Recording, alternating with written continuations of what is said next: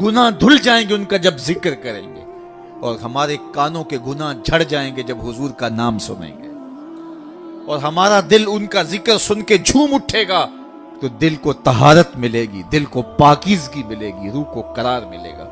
تو ان کا ذکر ٹھنڈ ہے، تسکین ہے، قرار جاں ہے، راحتوں کا سامان ہے، اس لیے ہم ان کا ذکر کرتے ہیں۔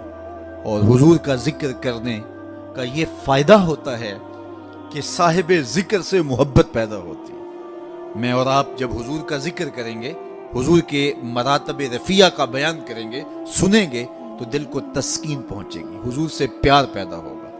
پیار ہے تو اور بڑھے گا، اور پیار جب کسی سے پیدا ہوتا ہے اور جب وہ پیار اپنے نور کو چھو لیتا ہے تو پھر جس سے بندہ پیار کرتا ہے اس کی اطاعت کرنے کی طرف آتا ہے۔ ہماری محبت خالی دعوے تک رک نہ جائے، ہماری محبت عمل کا روپ دھارے، محبت اور پیار کا رنگ ہماری محبت کے اندر نمایاں ہو۔ میرے استاد فرمایا کرتے تھے، یہ نہ ہو کہ لوگ تمہیں پوچھیں تم کون ہوتے ہو اور تمہیں بتانا پڑے ہم مسلمان ہوتے ہیں۔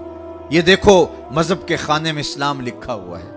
آپ فرمایا کرتے تھے، صاحب کسی کو پوچھنا بھی نہ پڑے، تجھے بتانا بھی نہ پڑے، تیری وضاقت، تیرا طرز زندگی، تیرا انداز معاشرت ایسا ہونا چاہیے تو دور سے چلا آ رہا ہو، لوگ دیکھ کے کہیں مصطفیٰ کریم کا غلام آ رہا ہے۔ نور آنکھوں میں تو چہروں پہ اجالے ہوں گے، مصطفیٰ والوں کے انداز نرالے ہوں گے۔ دنیا میں بھی ان کے دم سے مقدر چمکا، محشر میں بھی ان کی رحمت کے حوالے۔ جس سے پیار کیا جائے اس کی اطاعت کی جاتی ہے۔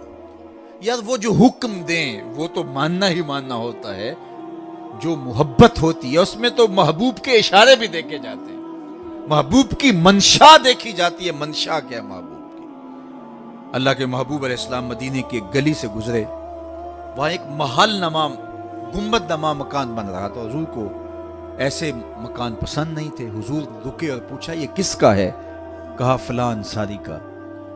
حضور نے کہا کچھ نہیں، گزر گئے۔ کسی نے اس کو بتایا، حضور گزرے تھے، تیرا مکان دیکھا تھا، چہرے پہ مسرت کے آثار نہیں دیکھے ہم نے، شاید حضور خوش نہیں ہوئے۔ اس نے کہا اچھا، کہا ہاں۔ تو اس نے کدال لیا اور مکان کو زمین کے برابر کر دیا۔ 2-4 دن کے بعد حضور کا پھر گزر ہوا، دیکھا کہ ملبے کا ڈھیر پڑا ہوا ہے۔ کہا بلاؤ، صاحب مکان کو بلایا گیا۔ کہا میں گزرا تھا، تیرا مکان دیکھا تھا، آج ملبے کا ڈھیر ہے، کیا ہوا؟ عرض کی حضور میں نے گرا دیا۔ فرمایا کیوں؟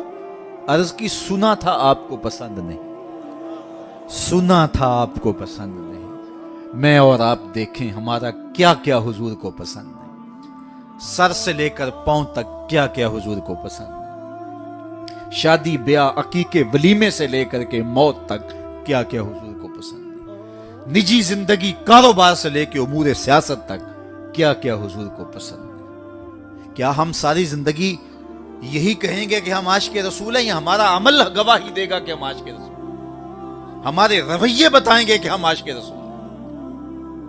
بات دعوے کی نہیں، بات دلیل کی ہے۔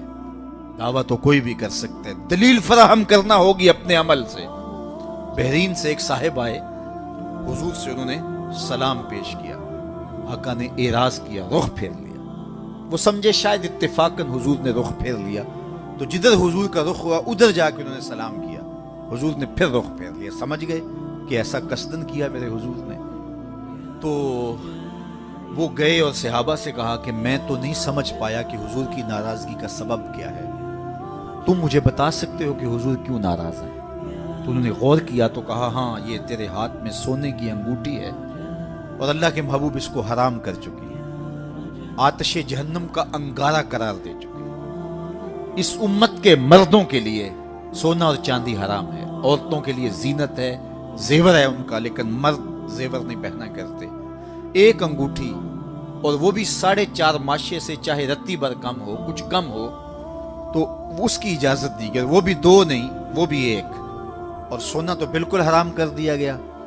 تو شاید حضور کی ناراضگی کا سبب یہ ہے۔ تو وہ آگے بڑھا اور اپنے اس معاملے کی تصدیق کے لیے سونے کی انگوٹھی اتار کے حضور کو پیش کرتے ہوئے کہا حضور اس وجہ سے ناراض ہے۔ آقا کریم نے پکڑا اس کو اور پھینک دیا۔ ناراضگی کی وجہ ختم ہو گئی، بیٹھ گئے، مجلس جاری رہی۔ جب مجلس اختتام کو پہنچی، لوگ اٹھ کے گھروں کو لوٹے، وہ بھی پلٹا۔ تو تو کسی نے اس کو کہا وہ انگوٹھی تو اٹھا لو، اتنی قیمتی ہے، اپنی بیوی کو پہنا دینا. تو اس نے کہا واللہ لا آخذہ وقد ترہہ رسول اللہ صلی اللہ علیہ وآلہ وسلم. اس نے کہا اللہ کی قسم یہ پڑی رہے، میں کبھی نہیں اٹھاؤں گا جس کو میرے حضور نے پھینک دیا. جس کو میرے حضور نے پھینک دیا ہے وہ اس لائق ہی نہیں ہے کہ اب اس کو اٹھایا جائے، چاہے اس کی دنیا میں کتنی بھی قیمت کی ہو. اب میں اور آپ دیکھیں کن کن چیزوں کو میرے حضور نے پھینکا ہے. کیا ہم ان کو سینے سے تو نہیں لگاتے؟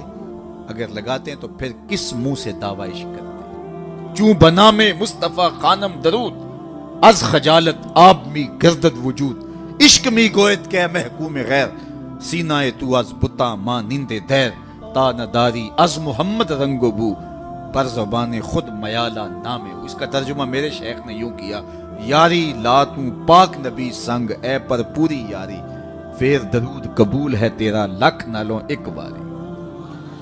تو ان سے محبت کا جو ربط ہے وہ قائم ہونا چاہیے. یہ کیسے ہو سکتا ہے عاشق رسول ہو، مجلس لگی ہو، محفل نعت چل رہی ہو، اور جب فجر کی اذان ہو تو سارے گھروں کو پلٹ جائیں اور مسجد میں 1.5 صف نمازیوں کی رہ جائے، اور یہ سارے عاشق رسول تھے، ساری رات نعرے لگاتے رہے. اللہ کے رسول اس سے راضی نہیں ہوں گے. وَجُعِلَتْ قُرَّةُ عَيْنِي فِي الصَّلَاةِ، میری آنکھوں کی ٹھنڈک نماز میں رکھی ہے. جب بلال حبشی کو حضور اذان کا کہتے تو یہ کہتے ارحنا یا بلال، بلال اٹھو اور ہمارے دلوں کو راحت پہنچا دو، ہمارے سینے کو راحت پہنچا دو. تو حضور اس سے خوش ہوں گے. 5 گانا نماز شعار زندگی بنا لیں، اس کی چھوٹ نہیں ہے. بیماری کی حالت میں بھی چھوٹ نہیں ہے، حتیٰ کہ جنگ کی حالت میں بھی چھوٹ نہیں ہے.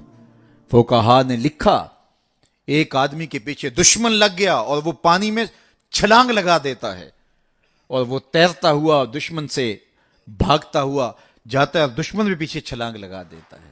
اب نماز کا وقت تنگ ہو گیا تو اب وہ کیا کرے؟ کہا من ای جہاد، وہ جس جہت میں بھی ہو قبلے کا استقبال ساکت اس سے ہو جائے گا. وہ جدھر بھی رخ کر کے تیرتا جا رہا ہے، تیرتا بھی جائے اور نماز بھی پڑھتا جائے.